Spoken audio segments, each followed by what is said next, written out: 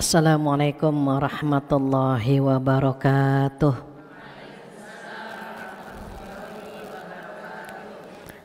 Bismillahirrahmanirrahim. Nahmaduhu wa nasta'inuhu wa nastaghfiruh wa na'udzubillahi min syururi anfusina wa min sayyiati a'malina.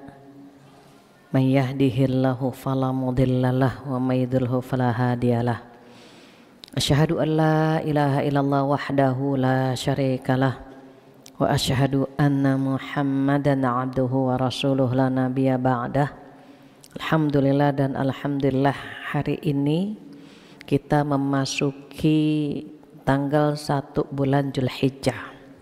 Kalau kita mengikuti Saudi Arabia, hari ini sudah tanggal 2. Ini kalau kita lihat di kalender kita,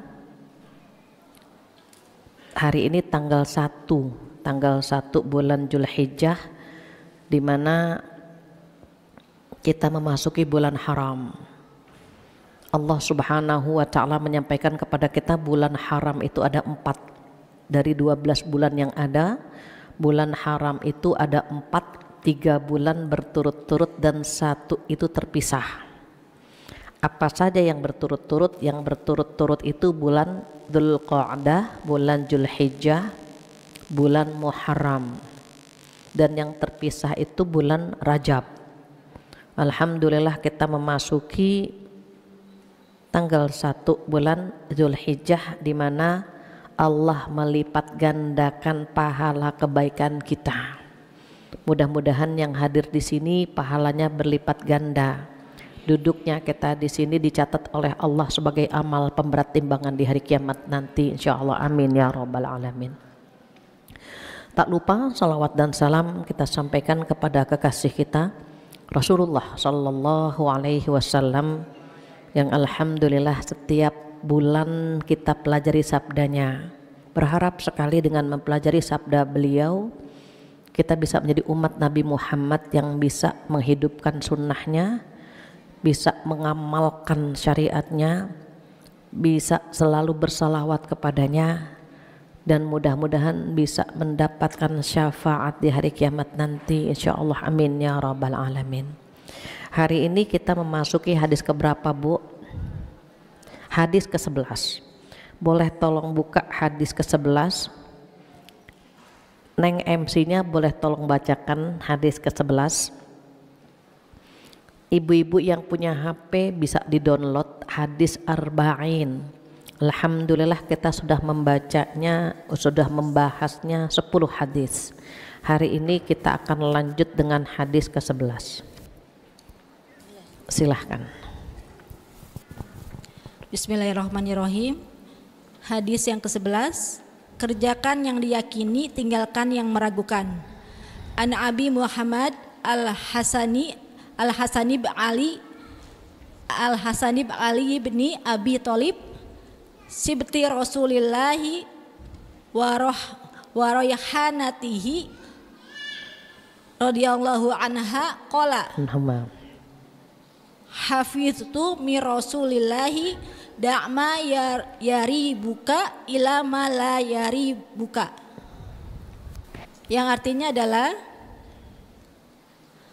dari Abu Muhammad Al-Hasan bin Ali bin Abi Thalib, cucu Rasulullah, dan kesayangannya yang berkata, aku hafal dari Rasulullah yang bersabda, tinggalkan apa yang meragukanmu kepada apa yang tidak meragukanmu. Ya, Shadaqah Rasulullah SAW. Ibu, di hadis ke-11 ini kita lihat hadis ini diriwayatkan oleh Hasan bin Ali bin Abi Thalib dari cucu Rasulullah sallallahu alaihi wasallam. Beliau berkata, hafiztu min Rasulillah sallallahu alaihi wasallam, aku menghafal dari Rasulullah sallallahu alaihi wasallam. Sabda yang dihafal oleh Hasan itu singkat. Apa bunyinya? Da ma yaribuk ila ma la yaribuk. Ibu langsung hafal di tempat ini. Da ma yaribuk ila ma la yaribuk. Saya ulang 3 kali, nanti ibu ikuti. Da' ma yaribuk ila ma la yaribuk. Da' ma yaribuk ila ma la yaribuk. Boleh ibu ikuti? Da' ma yaribuk ila ma la yaribuk. Apa artinya da'? Tinggalkan. Tinggalkan yang mana? Ma yaribuk, yang membuatmu ragu, yang meragukanmu, ila kepada ma la yaribuk, yang tidak meragukanmu. Jadi manusia itu terkadang memiliki keraguan. Apa yang membuat ragu? Bisikan setan. Yang ragu itu terkadang tutur kata, perbuatan, tingkah laku, bahkan ibadah pun kita bisa ragu. Contoh saja, ini ibu-ibu sering ragu kalau perutnya dikucek-kucek, diaduk-aduk sama setan. Udah wudhu nih ya Bu ya, udah wudhu berpikirnya batal nggak ya gitu. Kalau kita dari rumah sudah wudhu, ragu batal atau tidak berarti tidak. Yang dipakai itu kalimat tidak. Batal enggak ya? Enggak gitu. Sama halnya kita di rumah. Tadi wudhu atau tidak ya? Tidak wudhu. Gitu ya Bu. Kita kan bingung nih mau duha. Tadi di rumah wudhu atau enggak? Enggak, kalimat tidaknya praduga tidak bersalah. Kalau dalam pengadilan kan ada praduga tidak bersalah. Nah kita menggunakan tidaknya. Batal atau tidak? Tidak. Tadi wudhu atau tidak? Tidak. Berarti kita harus wudhu. Kenapa? Perempuan itu kan penuh dengan keraguan. Apalagi yang belum menikah, ragu banget. Dia pria baik-baik atau tidak gitu. Tidak dulu. Biar kita tidak jadi korban rayuan gombalnya. Gitu ya Bu. Nanti kita akan nanya sama Allah, begitu. Banyak perempuan yang kena diabetes, kena gula karena terlalu sering mengkonsumsi rayuan manis. Kenalah diabetes, dia kena gula. Jadi kalau misalnya adik-adik ada yang masih sendiri, ketika ada pria datang melamar, kita mengatakannya belum tahu kan Bu, jadi dia belum tentu orang baik, agar kita bergantung kepada Allah, agar kita sholat istikharah. Pasti perempuan kalau dilamar seneng, kalau ada yang suka seneng, apalagi pria itu misalnya 3T, takwa, tampan, tajir, pengennya kan langsung diterima. Tapi kan kita tidak tahu, makanya kita konsultasi sama Allah. Nanti Allah akan bimbing nolak atau nerima begitu. Kenapa? Oh harus bergantung, membiasakan diri bergantung kepada Allah itu bagus. Jangan sampai kita merasa tahu segalanya. Justru karena kita tidak pernah tahu apa yang akan terjadi sama kita, kita konsultasi kepada Allah. Mencari pasangan, memilih kendaraan, memilih rumah, memilih teman, apa saja. Kenapa? Karena kita penuh dengan keraguan. Kira-kira tinggal di sini nyaman atau tidak, begitu. Sehingga keraguan itu harus dihilangkan dengan bergantung sama Allah, sehingga Allah yang akan memberikan ketenangan, begitu. Ada seorang ibu bertanya, Bu Fathia, ngapain semuanya harus istikharah? Apa-apa istikharah gitu. Akhirnya saya bilang, Ibu, kita kalau ke tempat yang kita tidak pernah tahu, kita buka Google Map kan. Kita buka Google Map dan kita percaya banget sama Google Map. Google Map bilang turn right, kita turn right ke kanan. Turn left, kita turn left ke kiri. Percaya banget sama Google Map, padahal ini buatan manusia. Padahal Google Map kadang-kadang ngajak ngasruk-ngasruk. Jalan kecil, Masya Allah kita diajak ngasruk-ngasruk, tapi kita nggak pernah komplain kan, cuma ini Google Map gimana sih gitu ya.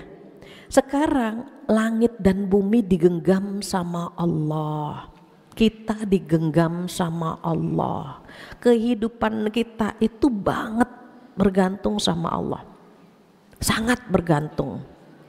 Jadi karena kita bergantung sama Allah, terus nanya terus kan gitu. Nggak mungkin kita ngambil keputusan sendiri, nggak berani kita ngambil keputusan tanpa melibatkan Allah. Maka dalam keraguan Allah tempat kita bertanya. Nah begitu juga dalam tutur kata. Nih kita mau posting, Ibu sekarang kan netizen suka ada yang julid ya Bu. Lisannya nggak bermain, tetapi jari-jarinya itu bermain. Kita mau posting, kira-kira tutur kata kita melukai atau tidak? Kira-kira postingan kita menyakiti atau tidak? Itu kita baca berulang-ulang tuh, kita baca lagi sampai bismillah. Yakin bismillah kita posting. Tetapi kalau yang kita posting ayat Allah, yang kita posting hadis Rasulullah Sallallahu Alaihi Wasallam, itu nggak perlu diragukan lagi. Kalau kalimat manusia kita bisa ragu gitu ya Bu. Tetapi kalau kalimat Allah, lafaz Allah, hadis Rasulullah Sallallahu Alaihi Wasallam, itu nggak perlu ragu, langsung kita posting. Kalau ada orang bilang sok suci, sok solehah, sok alim, nggak apa-apa, kita dibilangnya bagus kan, sok solehah, daripada misalnya mereka sok tolehah. Kita dibilang sok suci, mending lebih baik kan Bu daripada sok najis gitu. Jadi ketika kita mendapati hal-hal yang gitu ya Bu, nih kayaknya nggak enak di komentar, selama Allah redho kita lanjut. Kenapa? Nggak ada keraguan di sini. Kalimat Allah, kalimat Rasulullah, nggak ada keraguan, posting saja. Masalah yang bagus posting saja. Kadang-kadang kan kita ragu, takut begini, takut begitu. Mohon maaf, yang mau duduk di pengajian pun sama. Ada yang bilang ke saya, Bu Fatia, saya mungkin bulan depan gak ngaji lagi. Saya bilang kenapa? Karena ada yang bilang saya ngaji tapi gak pinter-pinter. Besok dia gak ngaji lagi. Saya bilang, Bu, kalau kita yang ngaji saja dibilang gak pinter-pinter, apalagi yang tidak ngaji. Mantapkan hati Ibu. Justru keraguan itu bisa hilang dengan menuntut ilmu. Ilmu itu lentera, ilmu itu cahaya yang bisa menerangi langkah kita. Itulah bedanya ilmu dengan harta. Kalau ilmu membimbing kita kemana arah jalan kita. Kalau harta kita yang jaga Bu. Ilmu menjaga kita, kalau harta kita yang jaga. Nih uang ada 1 M dikemanain ya gitu. Ditabung atau dibelikan emas atau aset atau apa. Kita dibuat bingung sama harta. Tapi kalau ilmu memberikan kita keyakinan, maka kata Rasulullah kalau ada yang ragu nuntut ilmu. Keraguan itu akan hilang, terjawab semuanya. Kita kalau habis nuntut ilmu suka gini Bu, oh gitu kan Bu, oh begitu gitu, itu berarti kita tercerahkan. Aha, langsung itu. Kalau nggak ngaji nggak bisa, ahanya nggak ketemu Bu. Tapi kalau kita ngaji, aha, oh gitu. Maka sama halnya sholat. Ini wajah-wajahnya kan suka ragu, kedua apa ketiga, pernah Bu? Kalau kita nggak tahu ilmunya, bingung, naik turun, 3, duduk lagi 2, naik lagi 3, gitu kan Bu? Karena kita galau, kita ragu. Kalau sudah tahu ilmunya, kita akan cepat mengambil keputusan. Kalau ragu 2 atau 3, 2 berarti ambil yang sedikit. Ini kedua atau ketiga, 2, duduk kita langsung. Walaupun pas tasyahud, tadi sebetulnya udah tasyahud ya. Lanjutkan saja. Kenapa? Karena kita mengambil yang sedikit. Kalau ini ketiga atau keempat, 3. Diingat ya Bu, ambil yang sedikit. Kemudian sebelum salam kita sujud sahwi. Tapi kalau kita yakin 2 apa 3, 2 kan baru tasyahud. Berarti nggak ada keraguan. Kalau udah yakin ragunya hilang. Ini yang ragu tuh Bu, yang 2 atau 3 masih gitu tuh Bu. Tapi kalau 2 kan baru bangun gitu ya Bu, udah nggak ada keraguan berarti begitu. Kalau ragu ambil yang sedikit sebelum salam sujud sahwi. Jadi kalau ragu tinggalkan. Berteman pun demikian. Ini kita berteman, ini orang baik atau tidak, lihat saja. Kalau kita berkumpul dengan satu komunitas, waktunya sholat dia nggak inget Bu. Kita kan pernah begitu ya Bu, makan-makan, nongki-nongki, ngobrol-ngobrol, adzan berkumandang, Allahu Akbar, masih makan. Jam 1 kita perhatikan, enggak ada yang bergeming. Jam 2, ini bukan circle yang bagus. Kita kalau kumpul sama orang tidak baik, deg-degan kita Bu. Pada sholat apa enggak sini, pada sholat apa enggak, gitu kan Bu. Beda kalau kita berteman dengan orang baik-baik. Selambat-lambatnya dia sholat pasti masih ingetin kita. Ya Allah di jam 1 kita belum sholat gitu kan Bu. Pasti ada kalimat kita belum sholat. Kenapa? Karena dia merasa tidak nyaman. Ibu-ibu di sini kan wajahnya solehah semua nih. Walaupun kadang-kadang sholatnya terlambat ya Bu. Yang penting sholat. Walaupun kadang-kadang sholatnya nggak khusyuk. Kan banyak yang bertanya begitu, Bu Fathia saya sholat tapi pikiran kemana-mana. Gak apa-apa, lanjutkan sholatnya. Gak apa-apa sholat pikiran kemana-mana daripada kemana-mana gak sholat. Liburan gak sholat, nikah gak sholat, jadi gitu. Pagar ayu gak sholat, malah rugi. Jadi kalau kita sholat bagusnya khusyuk. Tapi kan setan menghantam kita Bu, kiri kanan depan belakang, lupa lagi gitu ya. Diingat ya Bu, diingat jangan sampai 3 waktu berturut-turut sujud sahwi ini Bu. Zuhur sujud sahwi, asar lupa lagi sujud sahwi lagi, maghrib jangan sampai, ya Allah maghrib 4 ya, sujud sahwi lagi dia. Itu yang harus kita jaga. Dosa pun sama. Jangan sampai melakukan dosa 3 hari berturut-turut, dosa. Terlalu jauh Bu jatuhnya Bu. Apalagi mohon maaf, hari ini kita memasuki tanggal 1 bulan Zulhijjah. Amal soleh dilipat gandakan pahalanya, khawatir dosa pun demikian. Kita memulai tanggal 1 Zulhijjah di masjid, menuntut ilmu, membaca zikir, mengkaji ayat-ayat Allah, membahas hadis. Kita mulai tanggal 1 bulan Zulhijjah dengan kebaikan. Jangan sampai kita nodai ketika keluar dari masjid ini.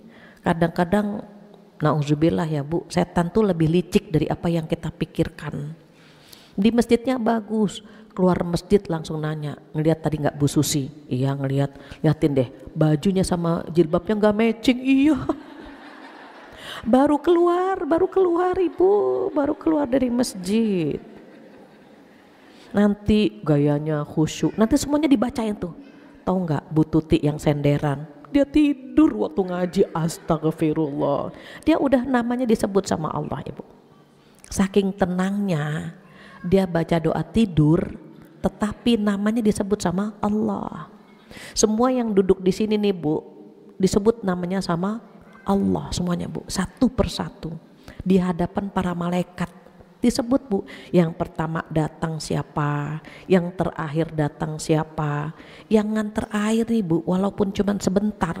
Itu malaikat nanya, ya Allah bagaimana dengan hambamu yang cuma datang sebentar, cuma betulin mic doang, cuma nuangin air saja, cuma mengantarkan gitu ya Bu, sebentar dia cuma datang.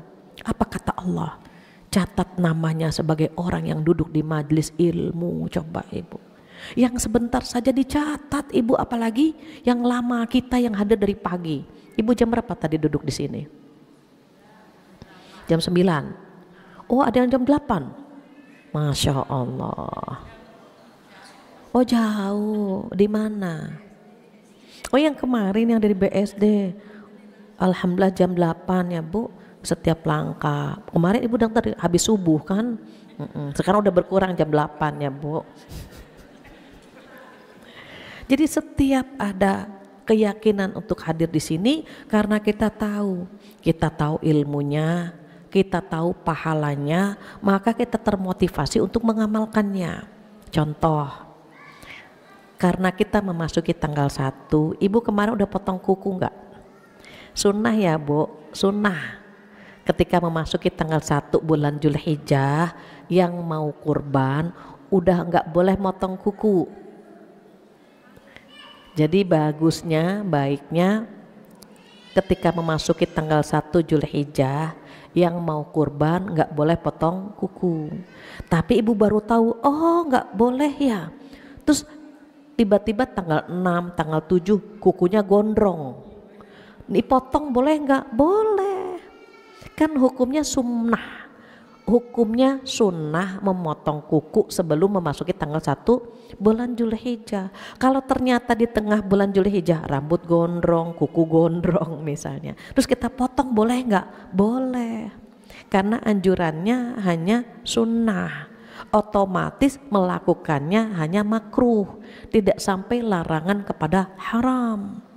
Maka hal-hal seperti itu ya nggak dapat pahala sunnah misalnya gitu. Terus kita tahu nih, oh udah tanggal 1 ya. Nah, karena sudah tanggal 1 bulan Zulhijjah, ada 7 hal yang perlu kita lakukan agar kita nggak ragu-ragu lagi ya Bu. Karena banyak ritual-ritual yang membuat kita ragu. Apa yang pertama? Yang pertama, perbanyak sholat sunnah. Nih bulan Zulhijjah ini pahalanya besar. Sholat duha, qobliyah ba'diyah, sholat malam, witir, perbanyak tuh Bu. Kenapa? Pahala dilipat gandakan. Maka perbanyak sholat sunnah. Yang kedua apa? Yang kedua perbanyak puasa sunnah. Kalau ada yang puasa hari ini sampai tanggal 9 bagus. Jadi tanggal 1 sampai tanggal 9 Zulhijjah itu sunnah. Dari mana dalilnya? Di surat Al-Fajr. Allah berfirman, a'udzubillahi minasyaitonirrajim, wal fajri wa layalin ashr. Demi waktu fajar dan demi malam yang 10. Malam yang 10 ada beberapa ulama berbeda pendapat di situ. Ada yang berpendapat malam yang 10 itu tanggal 1 sampai tanggal 10 bulan Zulhijjah.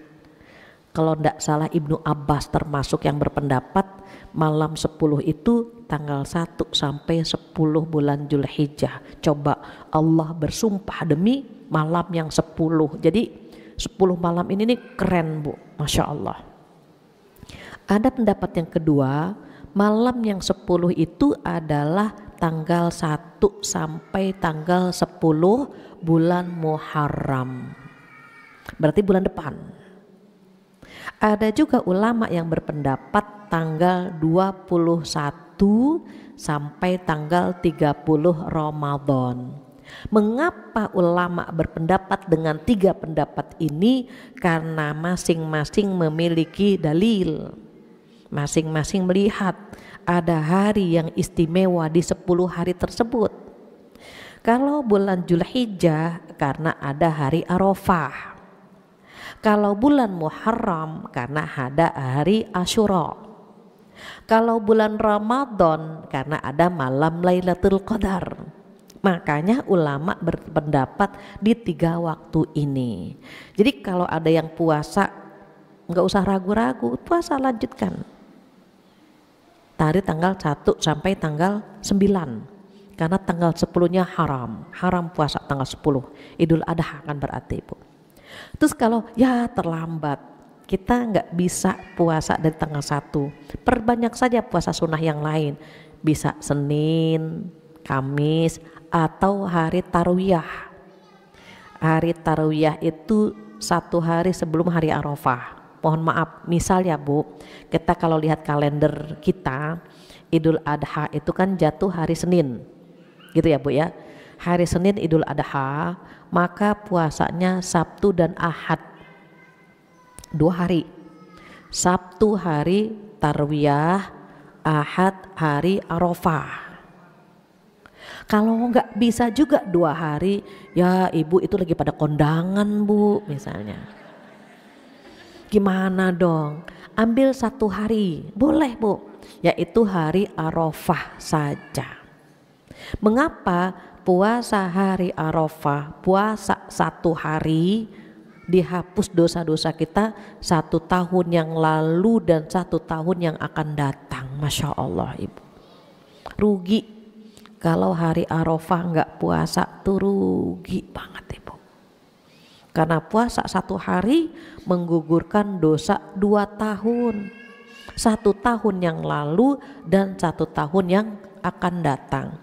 Dosa-dosa yang mana? Dosa-dosa kecil. Dosa besar dihapus dengan taubatan nasuha. Maka selain kita memperbanyak sholat sunnah, usahakan memperbanyak puasa sunnah.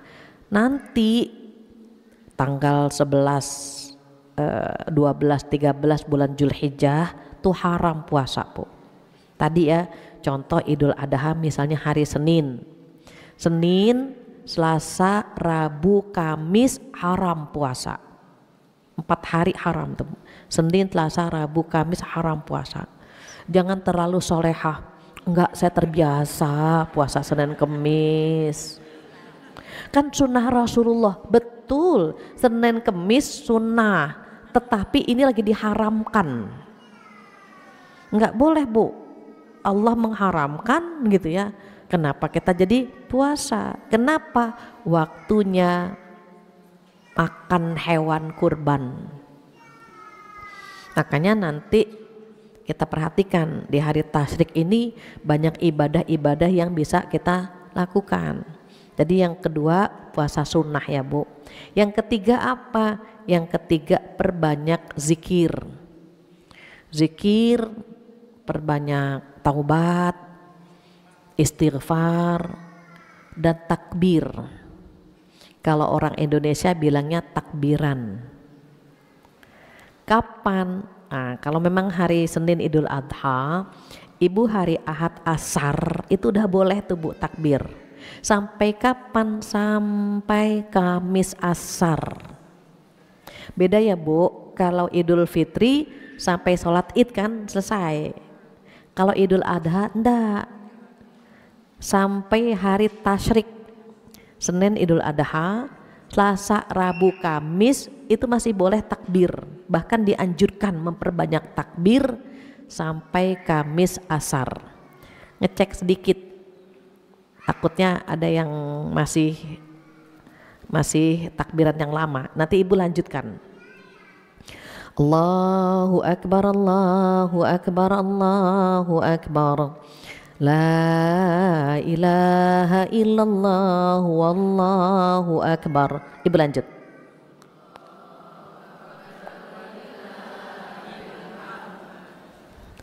Walillahil hamd.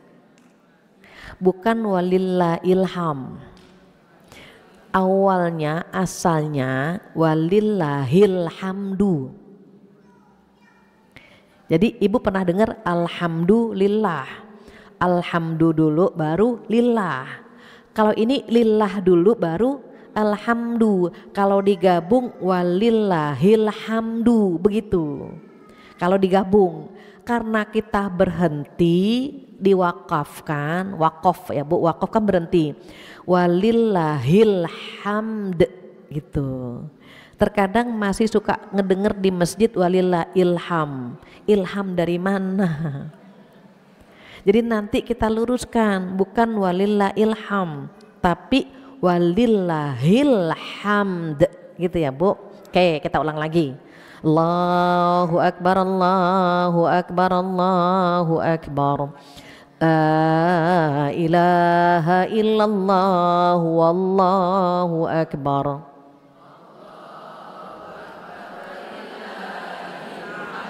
Keren. Walillahil hamd gitu ya Bu. Oke. Itu diperbanyak tuh Bu. Nyuci piring, nyapu, ngepel, baca itu. Allahu akbar gitu. Perbanyak itu Bu. Tapi diingat walillahil hamd gitu. Lillahi gitu ya Bu ya. Walillahil hamd gitu ya Bu ya. Nah, itu perbanyak tuh Bu. Yang ketiga perbanyak baca Quran, perbanyak zikir, perbanyak istighfar, perbanyak taubat, perbanyak membaca takbiran, kalau orang Indonesia bilangnya takbiran gitu ya. Kemudian yang keempat apa? Nah, yang keempat ini diusahakan di bulan-bulan Dzulhijjah ini memperbanyak sedekah ya Bu ya, berbagi gitu, karena kan dilipat gandakan pahala kita. Baca Quran dilipat gandakan pahala kita, istighfar dilipat gandakan pahala kita. Baru yang selanjutnya yang kelima itu ada di surat Al-Kautsar. Ini surat Al-Kautsar ini surat favorit ya Bu. Ibu kalau lupa surat panjang balik lagi ke inna a'tayna kal kautsar. Balik lagi ke situ. Nah, kata Allah apa? A'udzubillahi minasyaitonirrajim. Inna a'tayna kal kautsar. Sesungguhnya kami telah memberikan kepadamu ya Muhammad sallallahu alaihi wasallam nikmat yang sangat banyak. Apa sih nikmat yang Allah berikan kepada beliau? Kenabian, syafaat, telaga Kautsar, punya istri sehebat Khadijah radhiyallahu anha, anak-anak yang luar biasa. Walaupun ayat ini turun kepada beliau, namun hukumnya berlaku untuk kita. Seakan-akan Allah bilang kepada kita apa Bu? Sesungguhnya kami, kata Allah, telah memberikan kepada kalian semua nikmat yang sangat banyak. Apa nikmat yang kita terima? Oh, tidak terhitung jumlahnya Ibu. Pertama, nikmat iman. Kita dilahirkan dalam kondisi turis, turunan Islam. Ada yang mu'alaf di sini? Masya Allah, kalau ada yang mu'alaf, dia memilih jalan kembali kepada fitrahnya. Fitrahnya fitrah tauhid. Namun dia mengikuti lingkungan yang ada, entah orang tuanya, entah temannya, dia tidak memilih agama tauhid. Ketika dia mu'alaf, dia kembali kepada fitrahnya dia, maka alhamdulillah nikmat iman, nikmat Islam, nikmat diberikan kekuatan beramal soleh Ibu. Kita dikasih kenikmatan Bu, duduk di sini, nuntut ilmu, nutup aurat, bisa menjalankan perintah Allah, meninggalkan larangan Allah. Masya Allah, itu Bu nikmat banget. Jangan cemburu, jangan ngiri dengan yang sifatnya duniawi, udah tinggalin Ibu. Dia enak banget ya bisa duduk-duduk nongkrong-nongkrong, itu duniawi Ibu. Dia enak banget ya bisa jalan-jalan, bisa makan di restoran, duniawi. Ngiri sama orang-orang yang amalnya banyak. Masya Allah ya enak ya, dia bisa ngaji, dia bisa sedekah, dia bisa menjalankan aktivitas sunnah yang banyak. Ngiri Bu sama yang sifatnya akhirat. Apalagi umur kita udah tidak muda ya Bu, kayaknya rata-rata 30 ke atas ya. Ada yang sudah 40 ke atas, ada yang 50 ke atas, yang ragu-ragu tinggal. Umur kita ini udah, kita nggak pernah tahu ya Bu, kita nggak pernah tahu kapan menghadap Allah Subhanahu wa Ta'ala.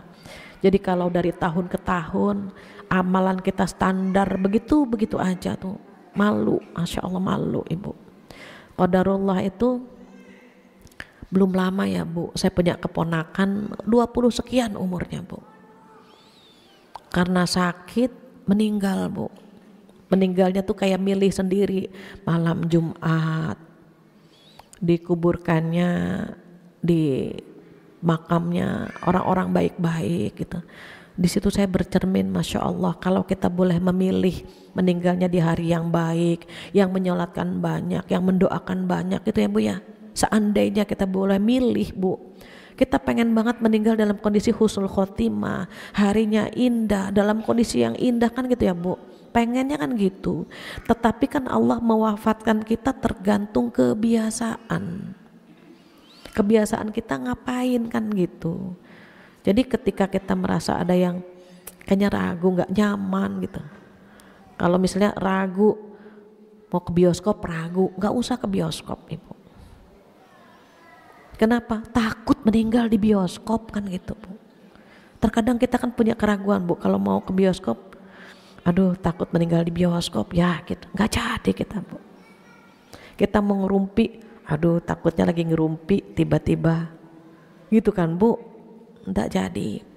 Ada sebuah kisah seorang wanita cantik sekali Bu, Masya Allah cantik sekali. Suaminya pun mengakui dia wanita yang cantik Bu. Punya hidung takabur Bu, mancung hidungnya, matanya bulat, alisnya seperti semut beriring. Kalau kita kan semutnya seperti lari-larian ya Bu. Hidung tawadu gitu kan, biasa-biasa saja. Dia ketika bercermin, dia lihat, Masya Allah, cantik sekali aku ya, dia bilang. Pria mana yang tidak tergila-gila melihat aku? Kata suaminya apa? Ada yang tidak tertarik dengan perempuan. Siapa? Disebutkanlah Syekh ini gitu. Fulan. Kata perempuan ini, di mana dia? Saya akan datangi. Perempuan Bu, kalau udah merasa cantik luar biasa Bu, ngeri. Kata suaminya, ada di musola ini, di masjid ini gitu ya. Di masjid ini namanya Fulan, beliau di sana. Perempuan itu udah cantik, dia berpenampilan dandan Bu, bersolek secantik mungkin, terus pakai cadar. Ibu tahu cadar kan? Yang nutup, yang kayak ayat-ayat cinta gitu. Tapi orang cantik walaupun pakai cadar kan kelihatan ya Bu ya, matanya ketip-ketip gitu kan, hidungnya. Kita pakai cadar kan langsung Bu, hidung kita kan tawadu, kelihatan Bu. Datanglah perempuan ini, dilihat di masjid. Oke, ada ulama, ada seorang ustadz sedang menghadapi jamaahnya yang mau konsultasi. Nah Syekh ini Bu itu mendengarkan curhatnya jamaahnya, ngantri ya Bu yang mau konsultasi sampai giliran dia Bu.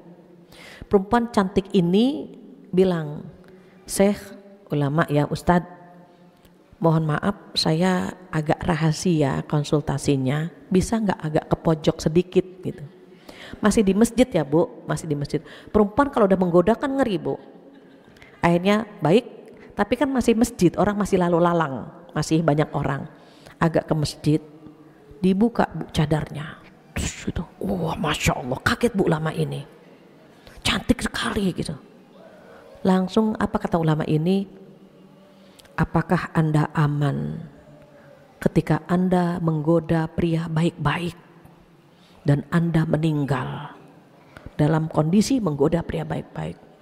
Apakah Anda aman jika saya tergoda dengan Anda dan kita melakukan hal yang dilarang oleh Allah Subhanahu wa Ta'ala dan kita meninggal?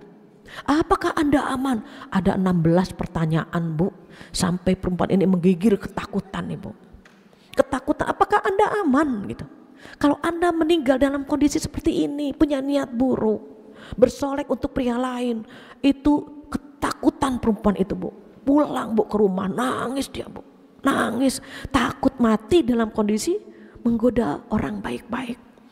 Setelah itu dia taubat, dia perbanyak ibadah. Suaminya nyesel Bu. Kenapa? Karena perempuan ini dulunya seperti pengantin baru terus, ibadah terus gitu Bu sama suaminya. Karena cantik Bu. Setelah kenal dengan ulama ini, istrinya ibadah terus, jatah dia berkurang Bu, makanya dia nyesel. Jadi artinya apa? Wanita baik-baik itu ketika dia takut sama dosa Bu, dia tidak akan pernah mengumbar kecantikannya, apalagi niat untuk menggoda pria lain. Kenapa? Khawatir ada yang menyimpan kecantikan kita dan dia berimajinasi dan seterusnya. Maka perempuan baik-baik itu akan menjaga kehormatannya. Kita kalau lihat di Al-Quran kan ada larangan, fala takhdhna bil qaul, jangan melenje-lenjekan suara gitu kan Bu. Kalau bilang sama bapak-bapak terima kasih saja, nggak usah maaci bapak, maaci, enggak. Kenapa huruf S-nya jadi ganti C gitu. Kecuali kalau sama suami sendiri silahkan. Ibu mau cadel, mau pelok, mau apa, silahkan, halal, pahala. Tapi kalau sama suami orang, enggak. Pisang ya pisang, nggak usah picang gitu ya. Biasa saja gitu. Kenapa? Tadi kita khawatir ada keraguan di sini. Aduh gitu ya. Jangan-jangan gitu. Yang ragu tinggalkan semua. Baik tutur kata kita, perbuatan kita, amal soleh kita gitu. Kita harus yakin dengan ilmu yang kita punya. Makanya ngaji yang paling bagus begini nih Bu. Face to face. Ketemu gitu. Kalau ngajinya sendiri di YouTube, maaf ya Bu ya, kadang-kadang kita suka salah paham apa yang dimaksud oleh Ustadz di sana. Contoh, ini ada yang bertanya begini, Bu Fatia, memang kalau kita sholat lagi baca Fatihah, tiba-tiba kita nguap Bu, gitu ya Bu ya, emang harus diulang sholatnya? Saya bilang mungkin Mbak salah paham. Yang dimaksud diulang bukan sholatnya, bacaannya. Enggak, Ustadz itu bilang maka harus diulang, begitu doang bahasanya kan Bu. Dia memahami diulang sholatnya, bukan. Contoh, misalnya kita baca Bismillahirrahmanirrahim gitu kan Bu, Alhamdulillahirabbil, gitu, nguap.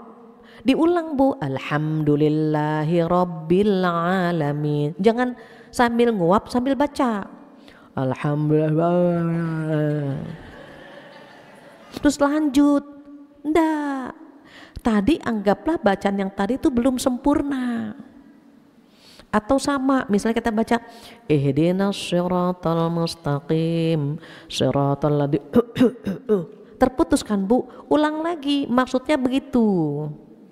Bukan sambil batuk lanjutin siratal ladzina alaihim. Enggak, An'amtanya kan belum kebaca.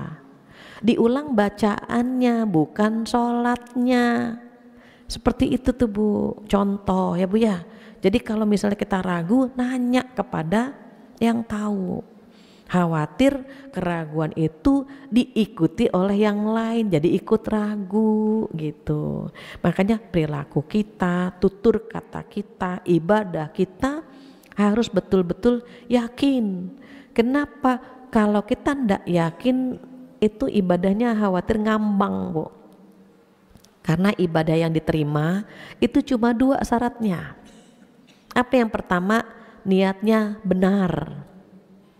Yang kedua, caranya juga benar. Niatnya benar untuk siapa? Untuk Allah saja. Jangan untuk yang lain. Jangan karena mertua datang kita langsung sholat mulu, sholat. Allahu Akbar biar mertua denger. Kata Allah, oh dia sholatnya karena mertua, aku gak tertarik untuk memberikan pahala buat dia. Kenapa? Sholatnya bukan untuk aku, kata Allah. Sholatnya buat mertuanya, ya sudah dia hanya dapat pujian dari mertuanya saja. Padahal untuk amal yang diterima niatnya untuk Allah. Kedua, caranya sesuai dengan yang diajarkan Rasulullah Sallallahu Alaihi Wasallam. Kalau caranya ngarang nggak bisa. Saya ikhlas ya Allah, sholat subuh 3 rakaat, nggak diterima Bu. Karena Rasulullah mengajarkannya sholat subuh 2 rakaat. Terus kita ikhlas ya Allah 2 itu terlalu sedikit buat hamba ya Allah, ditambah 3 nggak diterima. Kalau mau nambah ya dengan qobliyah, sebelum subuh qobliyah 2 rakaat, baru subuh 2 rakaat. Perbanyak sholat sunnah, tambah dengan sholat sunnah. Kalau sholat 5 waktu memang 17 rakaat, nggak boleh ditambah. Makanya yang ditambah yang sunnahnya, yang wajibnya nggak bisa ditambah. Jadi udah ada S dan K, syarat dan ketentuan sudah berlaku, yang ditambah yang sunnah-sunnahnya saja. Maka kalau udah mantap, insya Allah nggak ragu. Terakhir, makanan. Kan ragu tubuh kita, ini ada MUI-nya nggak sih, ada sertifikat halalnya nggak sih gitu ya Bu. Cari tuh Bu, walaupun makanannya tempe goreng gitu Bu, tapi nggak ada sertifikat halalnya, hindari. Cari Bu, apalagi kalau di Indonesia mungkin biasa ya Bu, lumrah lah insya Allah halal. Kita pergi ke Malaysia, kita pergi ke Singapura, deket kan Bu Malaysia sama Singapura, tapi kita kadang-kadang terkecoh dengan makanan yang nggak ada sertifikat halalnya. Kita lihat, aduh makanannya padahal enak banget gitu, serasa asem, tapi kita lihat nggak ada sertifikat halal, tinggalkan itu Bu. Ragu kita, yang ini makanan mie tapi ada sertifikat halal, ini yang kita makan. Kenapa? Tanggung jawab MUI, ya kan Bu, dia sudah memberikan sertifikat halal, kalau kita makan itu tanggung jawab MUI yang memberikan sertifikat itu. Jadi yang ragu-ragu itu tinggalkan, makanan-makanan yang ragu kehalalannya jangan dimakan Ibu. Paman saya, Ibu pernah dengar ada guru hadi di Pisangan. Itu paman saya itu nggak pernah makan, maaf ya Bu, biskuit kaleng nggak pernah makan beliau. Kalau kita bawa biskuit kaleng dipisahin sama beliau, beliau nggak sentuh. Mie instan beliau nggak sentuh. Jadi beliau lebih suka makanan di rumah. Kenapa? Oh, beliau tidak ingin makan yang syubhat. Syubhat mecin tuh buat beliau syubhat gitu. Biskuit kaleng yang itu syubhat, menurut beliau syubhat. Enggak Bu, enggak mau mereka beliau makan. Jadi makanan masakan istrinya saja. Masya Allah gitu. Kita kan apa aja kita makan Bu. Itu pengaruh ke, mohon maaf ya Bu, pengaruh ke kualitas ibadah kita. Sebagai contoh, pernah Bu, ART saya pulang kampung, kami beli Bu, kami beli di warung. Ketika beli di warung tuh ngaji males, sholat sunnah males kita Bu. Ternyata hal yang sama dirasakan oleh saudara saya. Iseng-iseng Bu, ketika makan di tempat itu sayur sopnya nggak dimakan semua, airnya dibawa ke laboratorium. Ternyata air sopnya itu mengandung minyak B2. Jadi dia numisnya itu pakai minyak B2 gitu, lemak-lemak gitu Bu ya. Padahal itu warung biasa lah kita kalau suka makan gitu. Terus akhirnya demo lah itu masyarakat karena dia menumis. Memang dia nggak jualan B2, numisnya saja. Itu pengaruh Bu, itu yang kita nggak sadari, pengaruh Bu ke badan Bu. Sholat males, ngaji males gitu. Itu pengaruh ke badan. Jadi kalau kita ragu, tinggalkan dan biasakan. Kita, anak-anak kita tuh biasakan. Makanya anak-anak kalau mau makan gak usah jauh-jauh ke Kelapa Gading ya, sebentar Umi cek dulu, kan keluar tuh Bu, ini halal atau tidak. Jangan ganti Bu, sampai kita benar-benar yakin bahwa rumah makan tersebut halal. Kenapa? Dampaknya ke badan kita. Kalau barang halal itu nyaman di badan, tapi kalau haram dia nyatu dengan otak, dengan darah, dengan tulang kita, dan itu bersihnya berapa? 40 hari. Maka Masya Allah Bu, kalau kita ingin membersihkan itu butuh waktu lama. Nah mumpung bulan Dzulhijjah, kita mulai berhati-hati meninggalkan hal-hal yang ragu, yang halal saja. Tadi ya kita pengen bulan Zulhijjah ini kan amal soleh yang kita lakukan. Berarti sholat idnya kita udah niatkan, saya mau sholat Idul Adha, karena ayatnya fasholli li rabbika wanhar, maka sholatlah karena Tuhanmu dan berkurbanlah. Jadi kalau pengen amal diangkat ke langit, niatnya karena Allah, caranya juga benar. Makanya kalimatnya fasholli li rabbik gitu Bu. Sholatlah karena Tuhanmu dan berkurbanlah. Mudah-mudahan kita diberikan kemampuan mengamalkan sunnah-sunnah Rasulullah, mengamalkan amal-amal soleh di bulan-bulan Zulhijjah ini. Harapannya apa? Bisa istiqomah meningkatkan amal soleh di bulan-bulan berikutnya. Demikian, wallahu a'lam bishawab. Nggak terasa jam 11:10. Jika ada yang ingin disampaikan, ada waktu berapa menit, Neng? 10 menit. 10 menit. Boleh.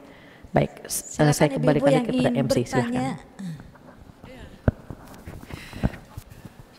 Alhamdulillahirrabbilalamin, bisa ikut gabung ke sini. Alhamdulillah. Alhamdulillah. Alhamdulillah. Assalamualaikum warahmatullahi wabarakatuh. Waalaikumsalam warahmatullahi wabarakatuh. Mohon maaf ya Bu, saya duluan tanya soalnya maklum jauh-jauh ya. Ustazah, saya tanyakan, terkadang perempuan ini kan kalau lagi sholat suka haji, wahing gitu ya, seperti wahing, bersin, haji gitu. Oh, bersin. Nah, antara aduh kayak cerita apa enggak ya. Nah, itu kan ragu-ragu ya. Satu, itu harus bagaimana nantinya. Yang kedua, kan sekarang banyak majelis ilmu di mana-mana yang offline maupun yang online. Kita ragu-ragu nih, aku mau ke sini atau mau ke sini. Termasuk ragu-ragu enggak itu Ustazah? Ya, itu aja. Assalamualaikum warahmatullahi wabarakatuh. Waalaikumsalam warahmatullahi wabarakatuh. Langsung jawab apa tahu? Ada ditampung dulu aja.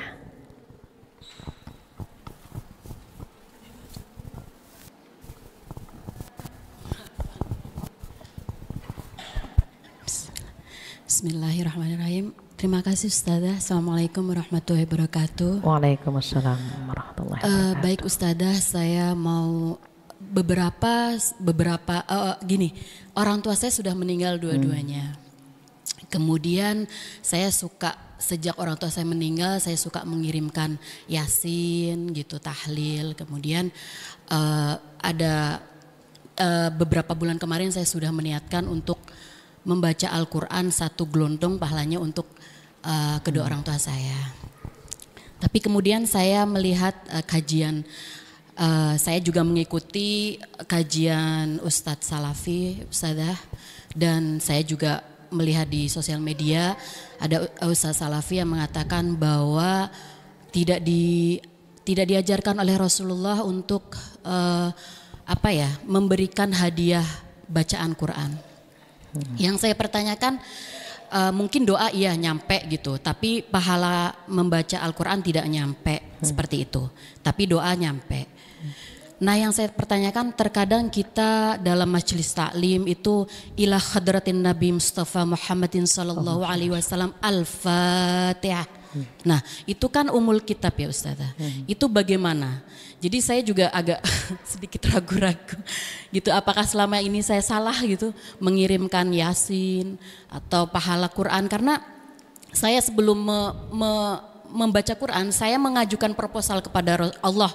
Ya Allah, aku ingin mengaji ini sampai hatam, pahalanya untuk kedua orang tua saya. Kemudian saya dapat bacaannya saja gitu. Baik gitu Ustazah. Syukran kasir. Assalamualaikum warahmatullahi wabarakatuh. Waalaikumsalam warahmatullahi wabarakatuh. Satu lagi atau sudah cukup? Satu lagi siapa yang mau bertanya? Mana nih? Assalamualaikum warahmatullahi wabarakatuh. Waalaikumsalam. Langsung saja Ustazah, pertanyaan yang pertama, orang tua saya kan sudah meninggal, ibu saya. Terus saya akan meniatkan mengkurbankan untuk orang tua saya. Nah, apakah kalau saya mengkurbankan orang tua saya yang sudah meninggal itu pahalanya dapat nggak kami sekeluarga gitu Ustazah? Itu yang pertama. Pahalanya buat keluarga. enggak, maksudnya buat orang tua saya gitu. Terus kita yang meniatkan itu dapat enggak gitu. Maksudnya kecipratan enggak gitu Ustazah. Terus yang kedua, kira-kira kalau seandainya di sekolah gitu Ustazah ada yang namanya pelatihan kurban. Nah terus kita semuanya siswa itu menyumbangkan gitu Ustazah, sehingga terkumpul untuk membeli beberapa kambing. Nah itu niatnya seperti apa Ustazah? Apakah dicatat sebagai sedekah ya atau kurban gitu saja? Karena itu meliputkan beberapa kelas gitu Ustazah. Terima kasih. Assalamualaikum warahmatullahi wabarakatuh. Waalaikumsalam warahmatullahi Cukup ya wabarakatuh. Ibu, ada 4 pertanyaan Ustazah. Baik. Silakan. Ya, baik, terkait dengan pipis. Biasanya kalau umurnya udah 50 tahun ke atas, sudah punya cucu, itu kan remnya udah nggak pakem ya. Ketawa sedikit pipis, ketawa sedikit keluar angin gitu kan. Nah, jika memang ada rasa hangat gitu, berarti keluar. Tapi kadang-kadang yang keluar itu, mohon maaf, bukan pipis tapi air yang ada di dalam, bukan dari kandung kemih gitu maksudnya. Dan yang paling tahu kita, jadi keluar nggak gitu. Kalau terus gitu, ada yang anget-anget keluar itu pipis berarti. Tapi kalau enggak yakin gitu. Tapi kan yakinnya juga karena ada pengetahuan kita bahwa gitu. Kalau kita misalnya enggak, ini bukan, udah yakinkan diri bahwa itu bukan pipis, tetapi air yang keluar dari dalam, bukan dari kandung kemih begitu. Jadi kan dia kan airnya itu jatuh gitu ya. Yang kedua, kalau misalnya kita untuk hati-hati memang wudhu lagi kalau kita ragu amannya wudhu lagi, karena lebih kuat ke pipisnya berarti wudhu. Tapi kalau lebih kuat kepada ini bukan pipis nih, ya sudah ibu tinggalkan saja, ibu sholat saja. Sama dengan keluar angin, indikator keluar angin itu ada suara, ada bau. Kalau ada yang nanya Bu Fathia, kalau pes batal Kak? Pes itu suara, batal. Kalau misalnya nggak ada suara tapi orang begini semua, batal, karena berarti ada bau gitu ya. Jadi indikatornya demikian. Yang kedua, pertanyaan yang selanjutnya, ngaji di mana? Yang ibu butuhkan yang online atau offline? Ibu lagi butuhnya yang offline nih, ibu datang ke yang offline, sama-sama offline, tetapi kita pengen tahu ilmu yang ini, maka datangi pengajian yang ini gitu. Ada asas manfaat, ada keyakinan kita dan seterusnya. Karena kan pengajian banyak ya, ibu tolong kalau ngaji jangan dengan satu guru, dengan berbagai guru. Kenapa? Di mana ada pengajian, di situ ada kebaikan. Setiap kita duduk di majelis ilmu kan nama kita dicatat sama Allah. Pengajian siapapun, bukan hanya pengajian fulan saja atau fulanah saja, tidak. Setiap ada majelis ilmu itu kan ada kebaikan di sana insya Allah, selama tidak melanggar syariat Allah. Jadi ada asas manfaatnya. Ibu lebih bermanfaat yang mana nih gitu maksudnya, yang ini atau yang itu. Kalau kayaknya temanya saya butuhkan yang ini, ibu datang yang ini begitu. Jadi insya Allah baik semua begitu ya. Nah kemudian yang kedua, ini pahala ngaji buat orang tua, pahala ibadah gini. Terkait pahala itu sampai atau tidak kepada si mayit, itu ada dua pendapat. Jika ada dua pendapat, maka hati kita harus lapang menerima perbedaan itu. Semuanya ya Bu, semua apa saja, jika ada dua pendapat, hati kita harus berlapang dada menerima perbedaan itu. Kalau saya mengikuti pendapat Ibnu Taimiyah bahwa niat amal soleh kita itu akan sampai kepada si mayit, entah itu baca Quran, entah itu kurban, entah itu sedekah. Oh yakin bahwa apa yang kita niatkan itu akan sampai kepada si mayit. Tetapi ada yang berpendapat tidak sampai. Ya sudah, itu sudah menjadi sunatullah adanya perbedaan itu. Yang menjadi masalah orang yang punya pendapat A memaksakan B untuk satu pendapat dengan dia, itu nggak boleh. Kan memang ada dua pendapat gitu, sama, nggak usah jauh-jauh. Rasulullah pernah kunut, pernah tidak kunut gitu ya. Imam Syafi'i membaca kunut, Abu Hanifah tidak membaca kunut. Tapi Imam Syafi'i kalau pergi ke negerinya Abu Hanifah, Imam Syafi'i nggak baca kunut. Begitu juga Abu Hanifah kalau pergi ke negerinya Imam Syafi'i, Abu Hanifah baca kunut. Betapa dada mereka lapang menerima perbedaan. Yang menjadi masalah kita memaksakan pendapat kita kepada orang lain. Padahal ada dua pendapat. Ibu sempat viral ya Bu, ada masalah khilafiyah. Apakah haram atau tidak, begitu kan? Kita disibukkan dengan masalah khilafiyah sampai kita lupa ada hal yang perlu kita lakukan. Contoh misalnya, kalau saya sebutkan takut viral nih. Ibu sempatlah di media sosial ya berpendapat ini haram gitu kan, itu sempat viral. Ibu tahu ketika orang sibuk membahas ini, mereka ingat nggak Palestina sedang dibantai gitu, di Rafah digenosida. Itu kan pembantaian itu seharusnya kita mendoakan mereka, berkontribusi, tapi karena kita sibuk dengan yang khilafiyah ini, sampai kemanusiaan kita pun tidak terbangun gitu Bu.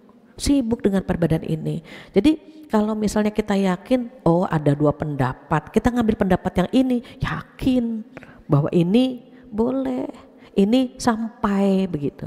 Maka kalau kita punya orang tua yang sudah tidak ada, orang tua kita tidak bisa menambah amal soleh. Kita sebagai anaknya tambah amal soleh orang tua kita lewat sedekah kita, lewat baca Quran kita, lewat kurban kita, kalau bisa umroh kita, haji kita udah pergi haji nih Bu, alhamdulillah udah pergi haji, orang tua kita belum, badalkan. Karena hukum itu bukan hanya dari Al-Quran dan hadis saja, ada qiyas di situ. Maka nyambung kepada pertanyaan ketiga, Rasulullah SAW itu menganjurkan seorang pria membadalkan haji orang tuanya. Jadi kalau anak ini dibolehkan membadalkan haji, mengkodok puasa orang tua, berarti amal soleh yang lain juga dibolehkan gitu. Jadi hukum itu bukan hanya dari Al-Quran, hadis, tapi ada qiyas, dikiaskan, dianalogikan.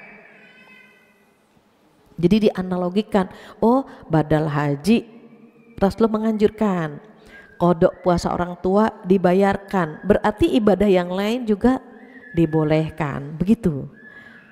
Nah terakhir apa? Kita dapat pahala nggak? Dapat dong. Kan yang kurban misalnya, kan yang berkurban uangnya uang kita gitu. Kita bersedekah uangnya uang kita gitu kan. Kita umroh gitu ya. Kita umroh ke Masjidil Haram.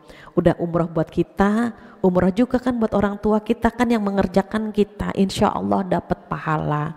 Cuma berapa persennya serahkan kepada Allah yang menggenggam pahala itu. Serahkan, jangan ini mudah-mudahan 50% ya, ndak usah kita pikirkan itu. Biarkan Allah yang memberikan pahala buat amal ibadah kita. Demikian ibu-ibu solehah, mudah-mudahan bermanfaat ya. Jadi Kalau ada dua pendapat, yakinkan dengan pendapat salah satu ulama. Kenapa? Ulama ini punya dalil semua, Ibu. Ulama ini punya payung hukumnya, punya dalilnya. Kita tinggal mengikuti salah satunya, nggak ada masalah insya Allah. Demikian ibu-ibu soleha, nggak terasa setengah 12 sedikit lagi ya Bu ya. Saya rasa cukup sekian untuk pertemuan hari ini. Mudah-mudahan kita bisa saling mengingatkan, bisa saling mendoakan. Diingat ya Bu, bulan Dzulhijjah bulan haram. Minimalisir dosa, minimalisir maksiat. Jangan sampai di bulan haram kita banyak melakukan dosa, na'udzubillah. Kita tingkatkan amal soleh, kita kurangi dosa dan maksiat. Itu saja kesempurnaan milik Allah, kekurangan dari saya. Mohon dibukakan pintu maaf yang sebesar-besarnya. Kita tutup dengan doa penutup majlis bersama-sama. Subhanakallahumma wa bihamdika asyhadu an la ilaha illa anta astaghfiruka wa atubu ilaik. Wabillahi taufiq wal hidayah. Wassalamualaikum warahmatullahi wabarakatuh.